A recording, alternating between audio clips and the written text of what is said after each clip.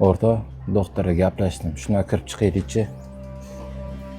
Puldan xavotir olmang. O'rtog'im tuzalib ketsa bo'ladi. Nima xarajat bo'lsa hammasini ko'taramiz. Qarang, bu yerda hozir pul muhim emas. Hozir bemorimizda analizlari chiqquncha siz pastga MRTga olib tushib tekshirib chiqing.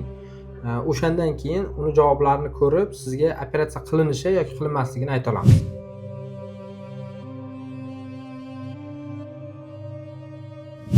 O'rtog'inglarga qo'yilgan tashxis umurtqa pog'onasi osteoxondrozi, 4-5 disk churrasi, oyoq falaji hisoblanadi. Xo'p, unaqa bo'ladigan bo'lsa, aka biz buni Toshkentga olib borsak, o'sha yerda yaxshi doktorlar bormi davolab beradigan? O'rtog'im to'g'ri aytayapti.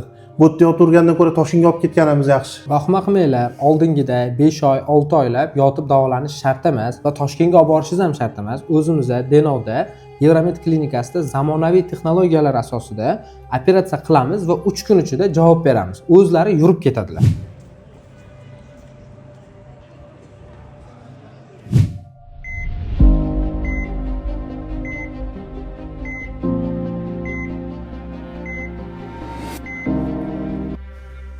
Nima qilsanlar bu yerda? Uyga ketmaysanlarmi? Sen joyingda yotdim bizami? Yotur, nima farqi bor? Uyda nima qilamiz hozir? Uyg'otadi bu ham. Shuncha kasal bo'lib yotdim. Bir marta bo'lsa ham borib qaramading. Qanaqa o'rtoqsan? Bu telefon ham qilib qo'ymaysan-a, tavba qildim. Vahima qilmagin, vaqtim bo'lmadi-da. Mayli. Sen ham meni ahvolimga tushgan gaplashamiz. Bo'pti. Bir marta bo'lsa ham ko'rgani kelmadi. O'shaning uchun gapirib tashladimmi, o'rtoq? Uni buni qo'ylaring, tog'dan dacha gaplashib qo'yganman. Chakki bozorlikni qilib bitta dam olib kelmaymizmi? Jinnimisan sen? Endi 3 kun banisaga borib qaradim degani, endi sen bilan birga dachaga chiqdim degani emas-ku.